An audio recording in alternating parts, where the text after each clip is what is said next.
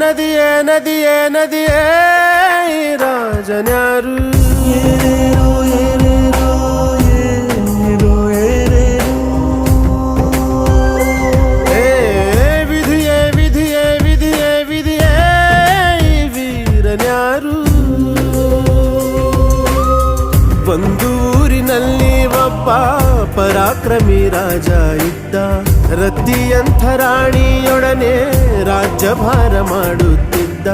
ತಾನು ತನ್ನ ಪ್ರಾಣನೇ ಪಣವಾಗಿರಿಸಿ ಕಾಪಾಡೋ ಶಾಂತಿ